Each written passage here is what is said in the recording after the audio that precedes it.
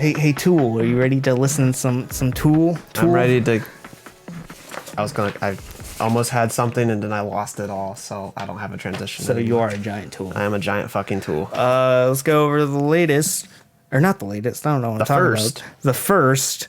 The latest says 1993. Yeah. Tool album. Time to go back in time. Don't ever do that ever again. Never. Undertow. Always do that again. Undertow.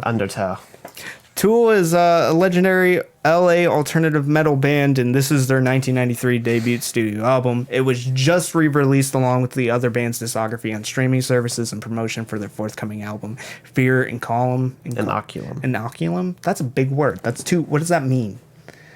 What does inoculum mean? I don't know. Like, is it in a column? Does it have something to do with like inoculation? What does inoculation mean? These are two big words. You need to use simplistic words. I'm just gonna small words for Vincent's simple brain.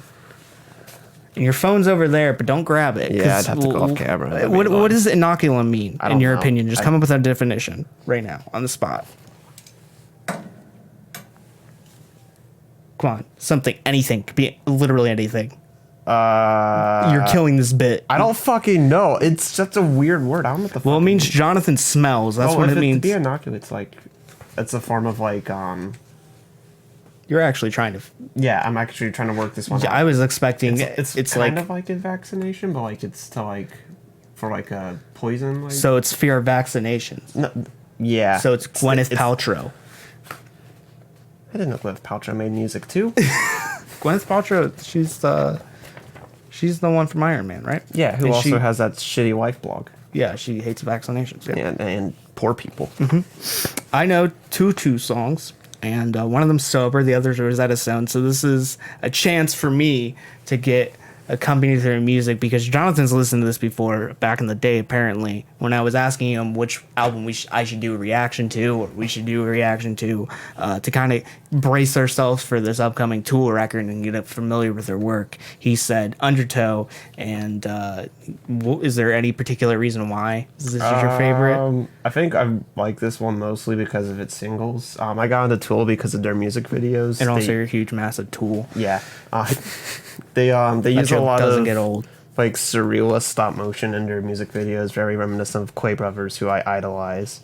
And this has the two songs that probably have the best music videos, which is Sober and Prison Sex. So I've always kind of had a softer spot for this album because it has those songs which have those music videos. Yeah. Or as you put in the show, I put in the show notes, Prison Dance. It's not Prison Sex. Prison Dance, completely different context. It's definitely Prison Sex.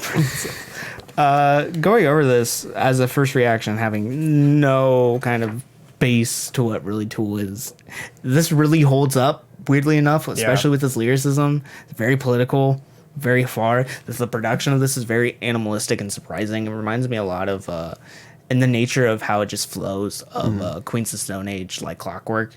In that sense, because you never know what's around the corner. It could be this random like tempo change or beat switch. I think the best moment of that is 4 Degrees, and Flood has those like random beat switch that like I'm not really expecting at the edge of it.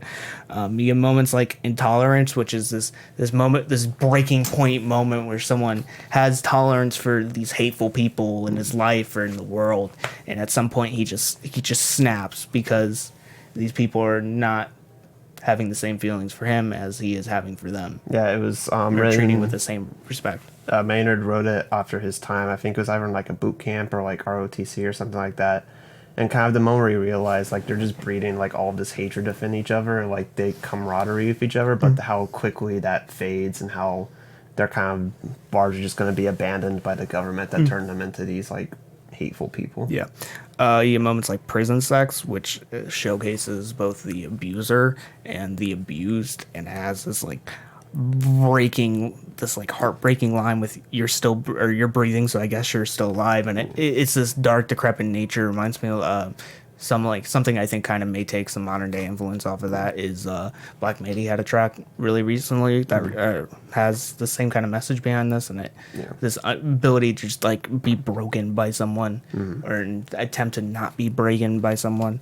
You have moments like Sober, which is this very like almost kind of nihilistic. Yeah. Not sadist, opposite of sadist. Masochist. Masochist. I can never remember masochism. I don't know why. It's always like the opposite. Yeah. I always have to say opposite sadist. Then I just tell you what it is. Yeah. Because you're always here. You never be like, figure it out, you dumbass. Yeah. Just Google it, you moron. No, because my phone's over there. Exactly. Along with your phone. Your phone is also over there. Yeah, my phone's over there. That's why we can't figure out what the meaning of furaniculum. My phone has to charge. What's your fucking excuse? It's over there. Oh. It's far away.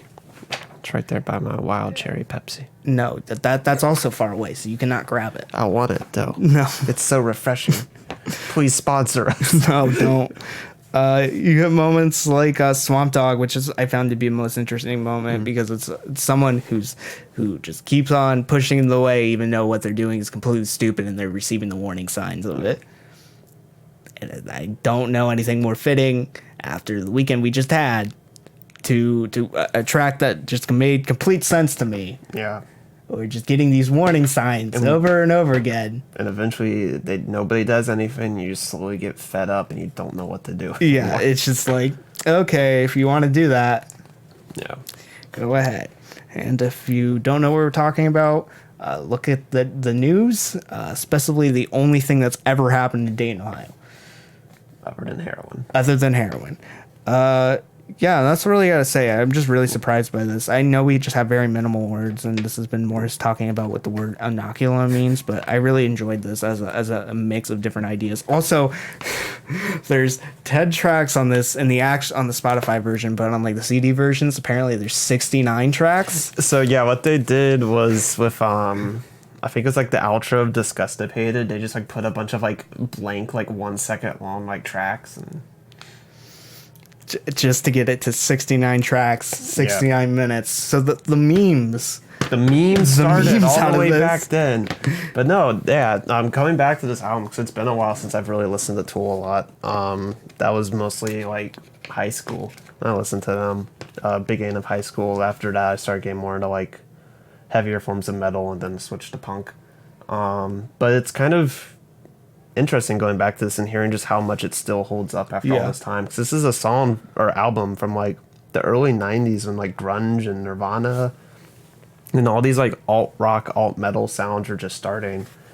And most of them you can still sound like they're from their time. Like it's hard to take them out of it. Even the best of them, even Faith No More's best albums still sound very much of the 90s. But Tool is almost timeless of how they make their albums. It still sounds like something that would be made today. Yeah, because it's just a mix of everything. It's a mix of rock, heavy metal, there's psychedelic natures. It just switches up. There's so much effort into how this thing just flows and kind of shifts into these new thresholds.